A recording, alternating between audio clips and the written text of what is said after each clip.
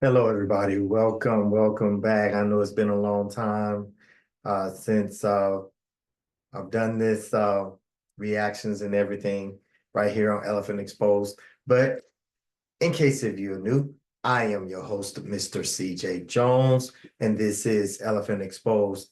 And before we get today started with this particular clip, I would like to say thank you to my very good friend, Brian Parker, for bringing this to my attention.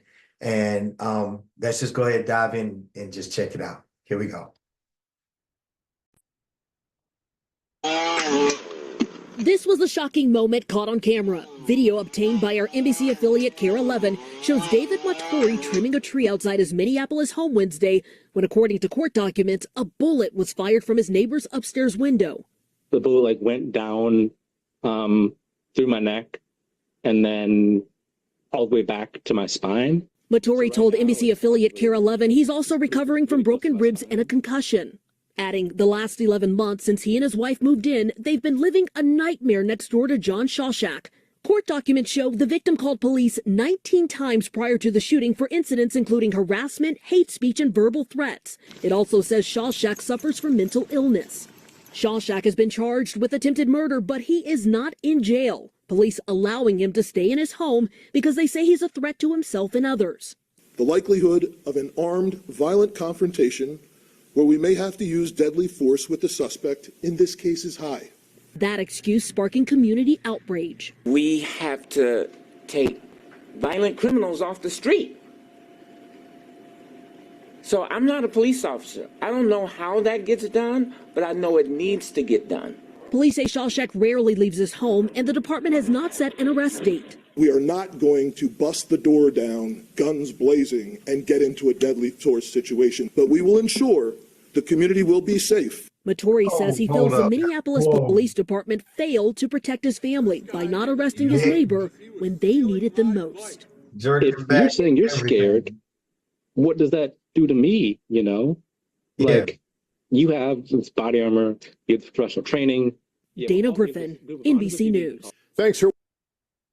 Police say Sawshack rarely leaves his home, and the department has not set an arrest date. We are not going to bust the door. Whoa, hold up, right there.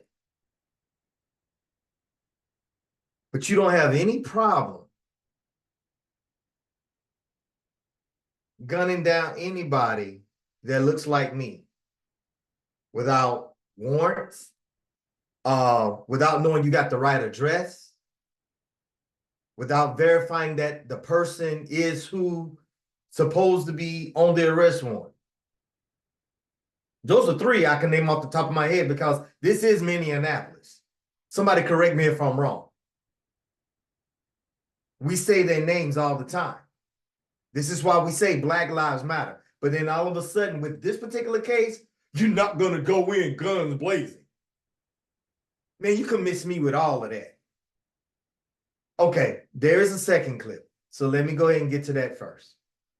Door down.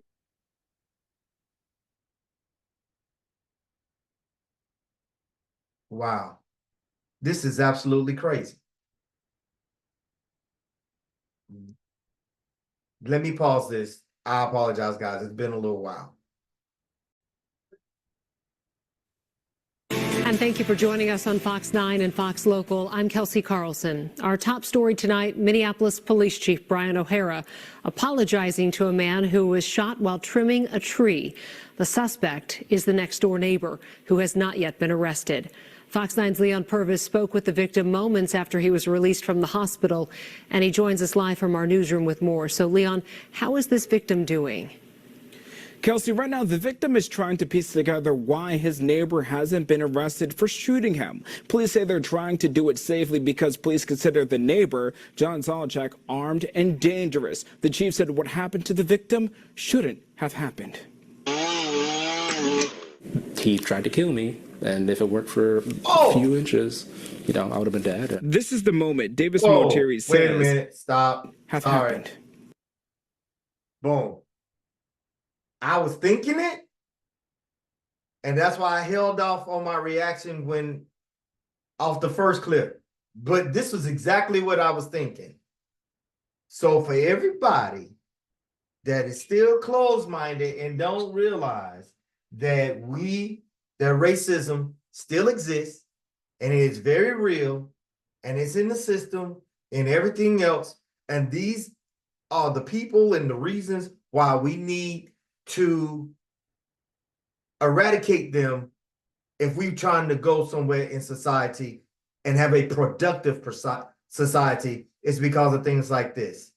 Now, I'm seeing this for the first time, but I'm surprised, but I'm not surprised. Okay, let's just go ahead and continue. He tried to kill me, and if it worked for a few inches, you know, I would have been dead. This is the moment Davis Moturi says his neighbor, John Sawshack, shot him while he was trimming a tree. Moturi just got out of the hospital Sunday. He can't go home and recover because Sawshack is still in his home right now. Essentially, I'm homeless until the cops decide to go and somehow capture John. Sawshack has been civilly committed in the past. Court documents show Sawshack has an extreme risk protection order. It shows he threatened to kill a neighbor multiple times, made threats to shoot his sister, and slashed an off-duty police officer's tire. The threats and acts of violence date back to 2016. Currently, Sawshack faces second-degree attempted murder, assault, and harassment charges after investigators say he shot Moturi. In this particular instance, we failed this victim 100%, because that should not have happened to him. Sunday, Minneapolis Police Chief Brian O'Hara apologized for his officers' response to the situation. The Minneapolis police somehow did not act urgently enough to prevent that individual from being shot. Moturi's wife, Caroline, has been back to their home 2 times with a police escort. She tells us a lieutenant asked her to be patient with the police department. I said, patience is what has gotten my husband shot. We've been patient for over a year. Chief O'Hara is letting everyone know they're working on arresting Sawshack. I'm sure most of the residents there know we have been there 24/7 the last few days. We have been trying to get this person into custody safely.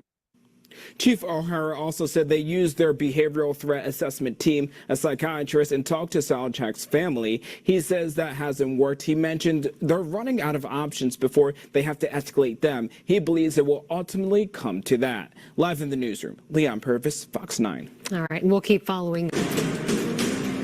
Okay, we have breaking news on a story that we've been following all weekend. There is a heavy police presence outside a home in Minneapolis. It looks like police are looking to arrest a man who's a suspect in a shooting of his neighbor. Fox 9's Leon Purvis is live at the scene with more now. And Leon, you spoke with the police chief earlier today who was saying that he needed to apologize for the fact that there hadn't been an arrest yet in this case. Exactly that, Kelsey. We just arrived here moments ago before the 10 o'clock newscast. There's a heavy police presence here. They have the whole perimeter surrounded. Just take a look over my shoulder right over here. They just porched the person inside the home, the suspect, John Sawshack. They kept on saying that they are Minneapolis police and they have a search warrant and that he's under arrest. So they just broke the window. They're attempting to arrest him tonight. Again, this is the closest that we could get to the scene. The block is completely closed off up until the next light up the street. And again, everyone is here right now. There's neighbors here that heard the police speak over the microphones. They heard it from blocks away. So we're awaiting to see what happens here tonight. We're going to continue to follow this story throughout the night and to see what comes of this and see if they can make a successful arrest. For now, I'm live in Minneapolis. Leon Purvis, Fox 9. Hey, Leon, a couple of quick questions just to bring our viewers up to speed if they're not familiar with this story. You spoke with the man who was shot. And so tell me a little bit about how he's doing tonight. Also, he was just trimming a tree on his yard, correct, when he was shot?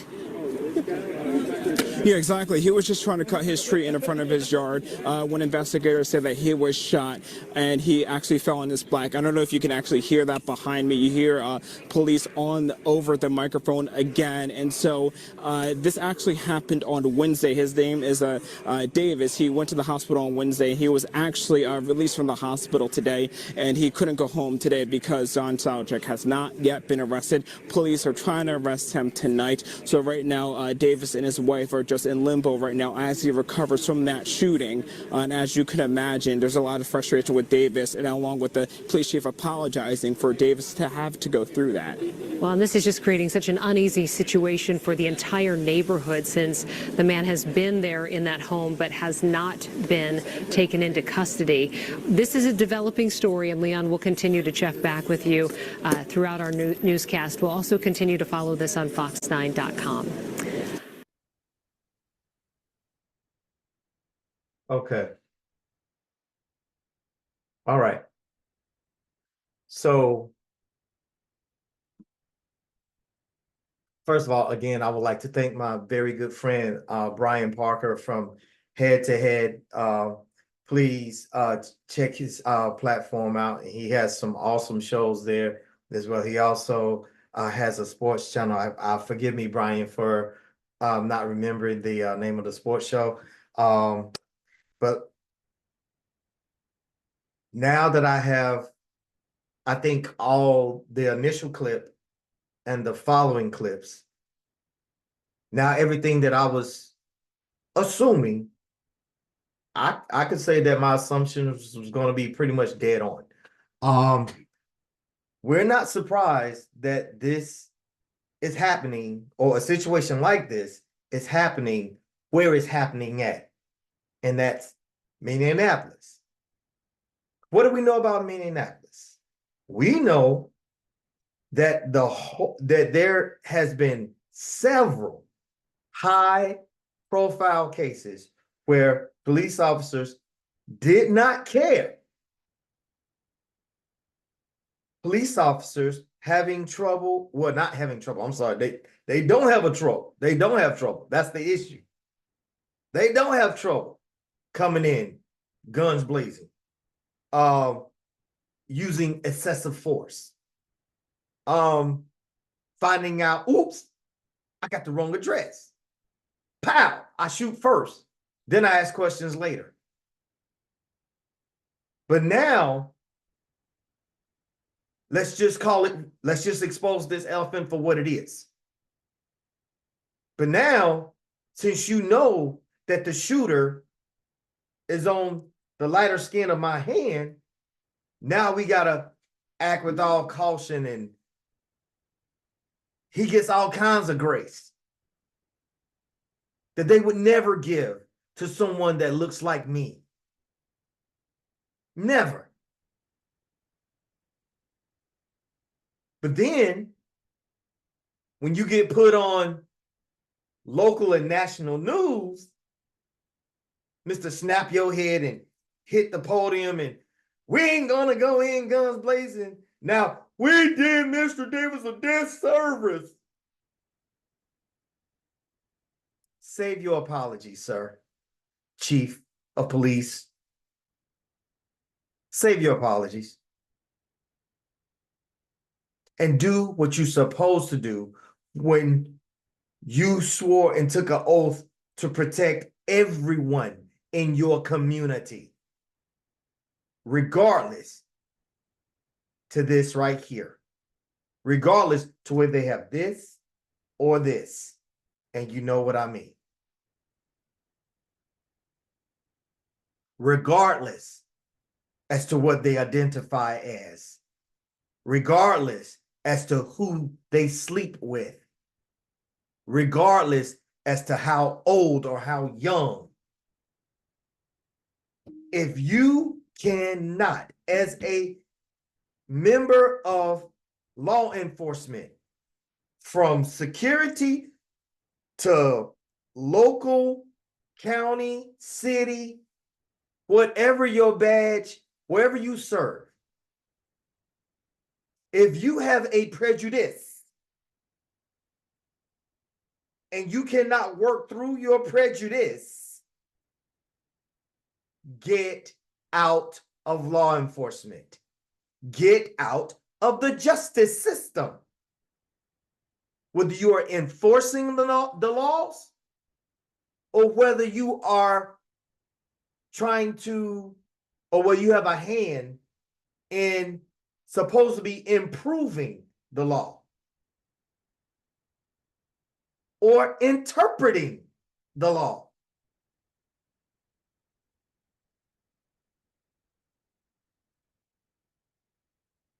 This was totally unnecessary. Thank God that this young man is still above ground to share his story and his wife, along with his wife, because we all know what this is about. This white man saw an interracial couple and harassed them beyond measure. And one of the reactions whenever I first saw the original clip, before I set this up for my reaction, a suggestion was thrown out like, well, why don't they just leave? I mean, you know, the police obviously is not going to do nothing. This guy has a record of harassing these people over 19 times. Why don't they just leave? Well, allow me to respond to that. Okay, let's just say this interracial couple leave. Where do they go? And let's say it starts there. Where do they go? And how long must you keep turning the other cheek? How long should they keep themselves moving? Where's the fairness in that? Where's the righteousness in that? How about this? They stay where they are, they stay where they at, and you stay where you are, and you mind your business. If they not imposing themselves onto you, whether you like them or not, like they style or not, like they, meaning lifestyle or not, whether it looks like you share faith or non-faith, how about just let people live? Period. I am sick to death of this. And it's thanks to the can that Orange 45 opened a couple years back when he gave pretty much a verbal permission for everything and anything to fly open, and told the Klan and the Proud Boys and the radicals and everything else, y'all can take out y'all hoods now. It's nothing to be ashamed of. Come on out and let them know how you feel. Well, see, the difference is it's 2024 now.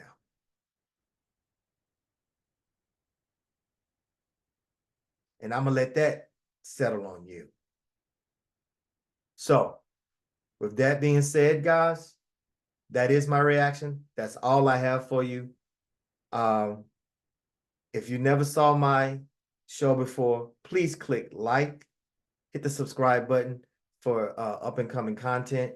And once again, thank y'all for hanging around, and I'll catch you guys on the other side. Y'all be good. I'm out.